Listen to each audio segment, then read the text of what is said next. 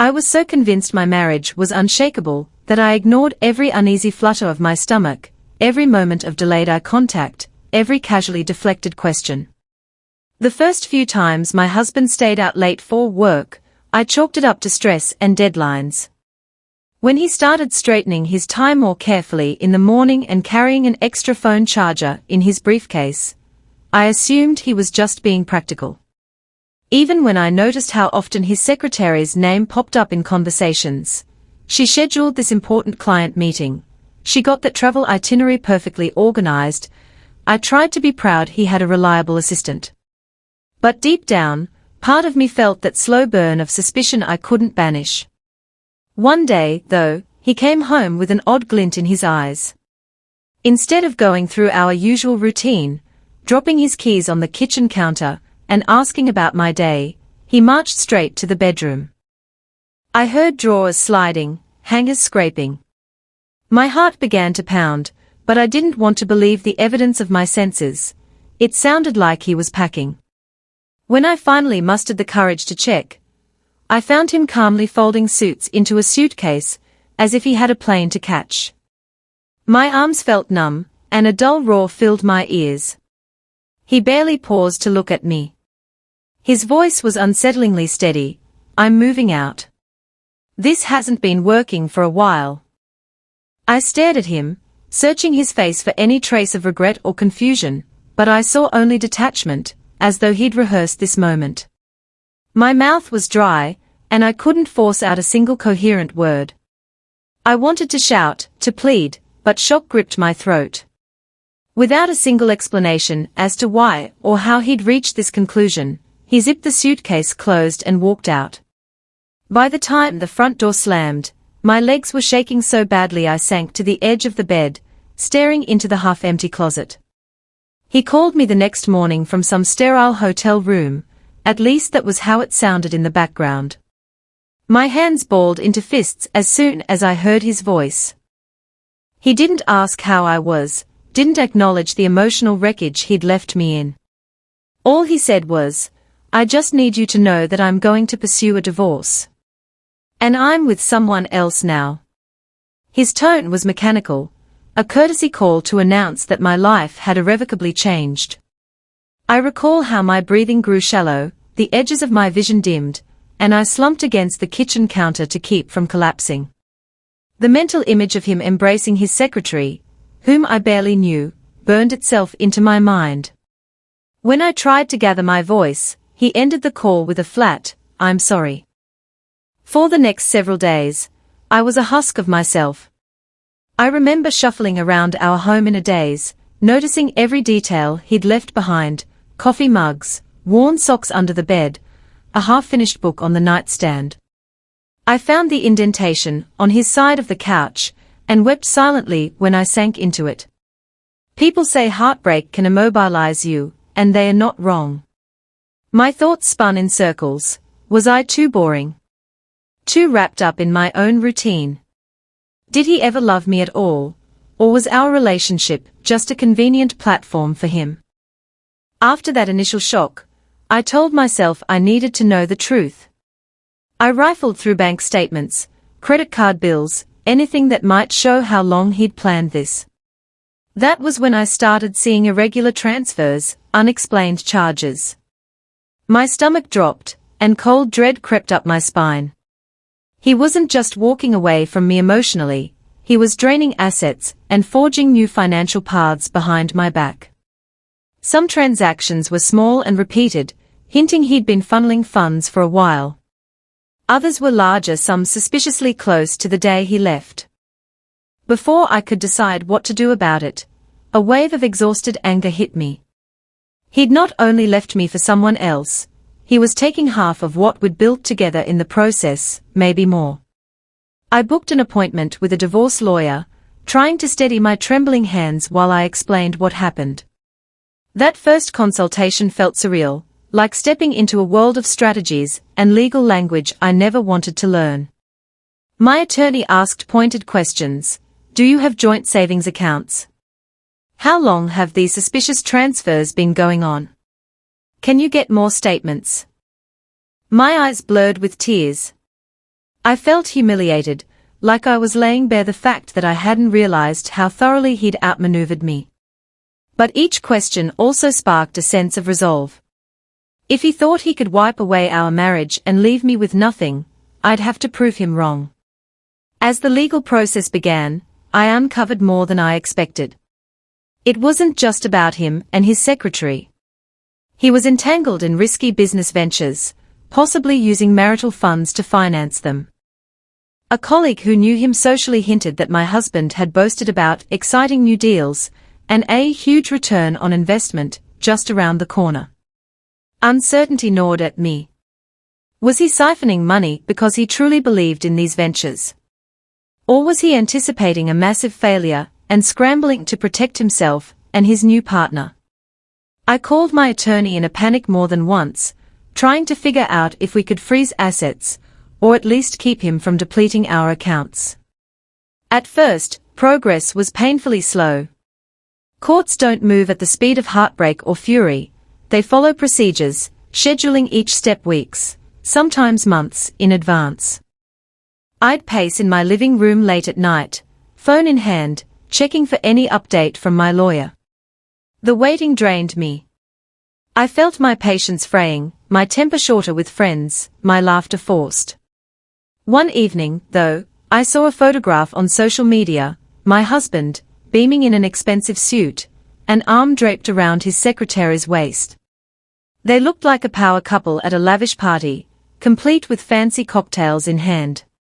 The caption read, "Celebrating big wins and bigger dreams." My heart hammered. That was money we'd saved together. Money he was now blowing to impress a woman who'd helped him lie to me. My frustration crystallized into a relentless determination. If he wanted to cast me aside, I'd make sure he answered for every underhanded scheme. Not long after, I discovered a large, unauthorized withdrawal on one of our joint accounts. Fury churned in my gut, but I forced myself to keep cool. I had to be tactical. I quietly gathered statements, recorded every phone call, and documented each suspicious expense.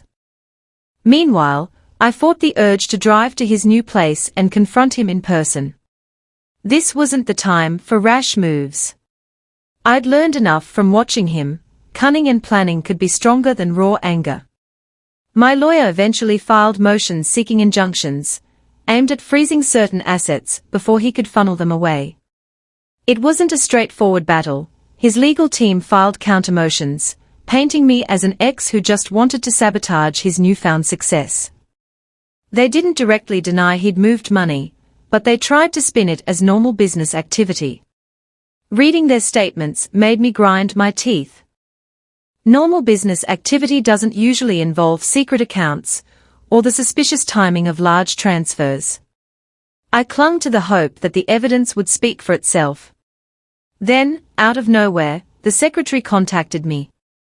I recognized her number because I'd seen it in old text messages on his phone, back when he pretended her name was just a label for a coworker. A strange numbness settled over me when I answered. Her voice was strained. She started rattling off accusations. He told me it'd be a quick investment flip that would all profit. He said you two had an agreement. My free hand clenched into a fist. It wasn't exactly an apology, it was more like a frantic confession. She admitted that while she might have known about his affair, she didn't grasp the scope of his financial games. According to her, he'd manipulated her into co-signing loans, pledging her own savings to ventures she didn't understand. Before I could decide how to respond, she dropped a bombshell. She suspected he was about to file for bankruptcy, or at least stage a version of it to escape the liabilities. My pulse thundered. If he was planning to fake or exaggerate bankruptcy, it meant he'd either conceal assets or shift them into places the court couldn't reach. That would destroy any chance I had of recovering what was rightfully mine. She ended the call with a shaky plea. If you have any proof he's still got money stashed away, I need it. Otherwise, I'm going down with him. My thoughts reeled. I found myself torn between anger at her role in wrecking my marriage and shock at the new betrayal he was apparently cooking up. Later that night, I flipped through documents while rereading old texts she'd forwarded. One exchange between them stood out. He reassured her that in the worst-case scenario, his old family trust would keep them afloat, and that his official finances looked too bleak for creditors to bother with. That single phrase, official finances, hit me like a hammer. Had he been systematically moving money off the grid, planning for the moment he'd declare himself bankrupt? I decided to meet with the secretary face-to-face, as much as it made my stomach clench. We agreed on a public spot, a small cafe downtown. When she walked in, I noticed how tired she looked, dark circles under her eyes. There was a jittery tension in her movements, like she was bracing for impact. She handed me a file of documents and a couple of voice recordings from their private conversations. Apparently, she'd begun documenting everything once she realized how badly he was playing both of us. Some part of me wanted to lash out. Why didn't she see he was lying earlier? Why did she indulge the affair for so long? But I swallowed those accusations, focusing instead on the fact that she might now be my best hope of proving that my husband's upcoming bankruptcy was just another con. From those files, it became clear that he was setting up shell companies. The pattern was complicated. Money would appear in one business account, then vanish into another, eventually resurfacing under the name of a relative or friend who probably had no idea they were being used as cover. It was all cleverly done, with minimal paper trail. I felt my nails biting into my palms as I pictured him smugly orchestrating this behind my back, confident I'd never figure it out. I brought everything to my attorney. We spent hours itemizing, cross-referencing, ensuring we could demonstrate his plan beyond a doubt. My attorney's brow furrowed in a combination of excitement and concern. If the court saw how meticulously he'd prepared to lose money on paper, it could blow up in his face. But if we failed to prove intent, he might still slip away with substantial assets hidden. The tension weighed heavily on me. This legal battle had already tested my stamina. The thought of a new labyrinth of documents felt overwhelming. Yet each time I considered giving up, I remembered his gloating social media posts, that phone call where he'd said, "I'm with someone else now," as though our life together had been a casual interlude. That memory fanned the embers of my resolve. Soon after, I learned that his so-called big deals were collapsing. Rumors spread that investors were furious because they'd sunk money into projects that never saw a return. I even heard whispers that a couple of them had shady connections, the type of people you really don't want to disappoint. Curiously, my husband went quiet on social media. While I felt an odd satisfaction, I also recognized the danger. Cornered men do desperate things. If he was truly about to stage a bankruptcy, he'd do it now, right when everything was falling apart. Sure enough, a few days later, I got a notice that my husband had filed for some form of legal protection from creditors, claiming business collapse and personal insolvency. My chest tightened when I read the official documents. According to his filings, he was nearly penniless, living off scraps, with hardly any assets in his name. It was as if the years of our shared savings and property had vanished into thin air. I glanced out the window, half expecting him to be driving by in a fancy car, smirking at how he'd outsmarted the system. Then I reminded myself we had evidence that suggested otherwise. We went back to court. His lawyer tried to stonewall, insisting my husband's financial ruin was real, that any alleged hidden funds were pure conjecture. My attorney presented the documents the secretary had supplied, showing suspicious transfers. During testimony, I noticed my ex fidgeting, jaw tight, as though he wanted to storm out. The court wasn't instantly convinced, but the judge agreed to investigate further. For the first time, I saw a flicker of genuine worry in his eyes, no arrogance, no smug grin. He realized that if the judge took a hard look into his finances, he might face far more than just a divorce settlement. In the midst of all this, new revelations emerged.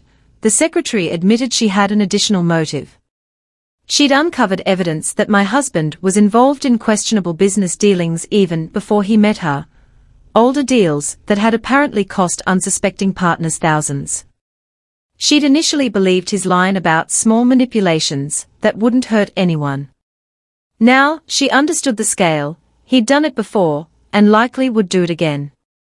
Her stance shifted from desperation to a quiet, simmering rage. I watched her knuckles turn white whenever she recounted the ways he'd convinced her to sign on the dotted line.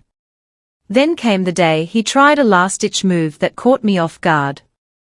Shortly before the next court date, I received a series of frantic voicemails from an unknown number. It was him, voice trembling, telling me he was sorry, and that we had to settle this privately for both our sakes. He rambled something about how these creditors were pushing him into a corner, that my refusal to drop the investigation would leave us both ruined. I felt my grip tighten on the phone. Both of us ruined. The nerve. He'd already left me gutted emotionally, stolen our marital funds, and manipulated an entire web of finances. Now he wanted me to help him cover up his lies. I didn't respond. Instead, I gave those voicemails to my lawyer. Watching him squirm in court, forced to address those messages, was a strange mixture of catharsis and dismay. The judge seemed especially interested in how he could claim utter bankruptcy while simultaneously trying to negotiate hush-hush deals with me. Over several hearings, spaced out because the court had to comb through layers of new disclosures, his narrative unraveled. Document by document, the judge saw how money was shunted into different companies, how he planned to stage personal losses while retaining indirect control of funds. At one point, he looked cornered, shifting in his seat, shooting furious glances at the secretary, as if her betrayal stung him more than anything else. He tried to argue that she'd forged documents, but forensic analysis didn't support that claim. I remember glimpsing a flicker of panic in his eyes. He was trapped in his own script. The final phase of the divorce and financial hearings was grueling. My husband's legal team tried to muddy the waters, saying all sorts of contradictory things. That I'd always been controlling, that I'd known about these risky deals from the start, that I had no proof he was anything but a failed businessman. But each time, we countered with actual facts, emails he'd sent, unexplained account transfers, last-minute attempts to shift blame. The secretary's testimony, combined with the evidence she handed over, sealed the deal. There was nothing dramatic or cinematic in how the judge announced the ruling, but my heart hammered as if it might burst. In the end, the court found his claims of bankruptcy largely fraudulent. He was ordered to repay or forfeit hidden assets, and I was granted a significant share, as part of the divorce settlement, plus spousal support. He would remain on the hook for several looming debts, now that his ploy had been exposed. In the corridor outside the courtroom, I saw him leaning against the wall, shoulders tense, phone in hand. He stared at the screen as though expecting a rescue call that would never come. I didn't approach him, there was nothing left to say. A quiet sense of finality filled me. He'd orchestrated elaborate manipulations, but in the end, his entire plan had collapsed under its own weight. I walked past, heading toward the exit. My attorney hurried after me, congratulating me on a massive victory, though I felt too drained to celebrate. Justice might have been served, but the emotional toll was immense. I needed time to breathe, to process, to reconstruct the shattered pieces of my life. In the weeks that followed, I tried to settle into a routine.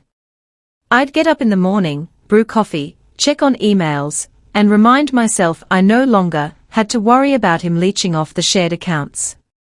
It took effort to remember that the home was mine now, he wouldn't barge in. At one point, I replaced our old photos and rearranged the furniture in the living room, hoping a new layout would help me move on. I caught myself at night, sometimes, reliving the first moments I discovered the affair. A flash of sadness would grip me, but it dissolved quicker than before. I wasn't trapped in that heartbreak anymore. I'd confronted him on my terms, seen through his schemes, and gained enough compensation to secure my future. Strangely, the secretary tried to call me again. I let it go to voicemail. Her voice sounded subdued, as she said she was leaving town to escape the fallout of all these lawsuits. She admitted she'd walked into a relationship with him thinking she'd found true chemistry, only to discover he manipulated her as easily as flipping a switch. I listened with a mixture of pity and exhaustion. Though I didn't condone what she'd done, enabling him to cheat, I couldn't fully hate her. We'd both been lied to in different ways. By the end of her voicemail, she apologized, then hung up. I felt no urge to call back. My own life needed my attention more than rehashing the past with her. From time to time, I still catch fleeting news about him, mostly rumors of other lawsuits or possibly criminal charges from those shady investors. Some nights, I stare at the ceiling and wonder if he ever regrets how he shredded our marriage, or if he's still fuming that his bankruptcy scheme failed. But those thoughts no longer keep me awake, nor do they twist my stomach in knots.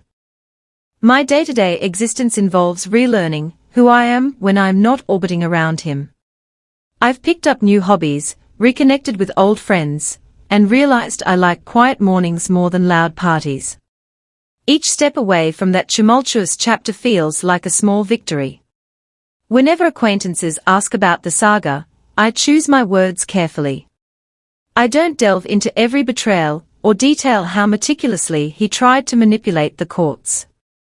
I only say something like, he made choices, and those choices had consequences. It's enough. People inevitably nod, perhaps imagining the drama. But the real drama for me was in the months of sleepless nights, the piles of legal documents, the shock of discovering he planned to fake his own ruin just to keep me from seeing a dime. Living through it, though brutal, honed a strength in me I didn't realize I had. Sometimes, I reflect on how my heartbreak story differs from the typical tale of, he left me for his secretary, I got revenge. My path was less about revenge than about survival. Yes, I felt that rush of vindication seeing him cornered. But mostly, I fought to protect myself, to ensure I wasn't left devastated by his duplicity.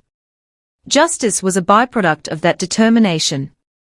Realizing he'd planned a fake bankruptcy was the final straw, the crossing of a line I couldn't ignore. If not for that discovery, he might have escaped with more of our shared funds than I ever suspected. And ironically, his biggest accomplice, his new partner, ended up turning against him to shield herself.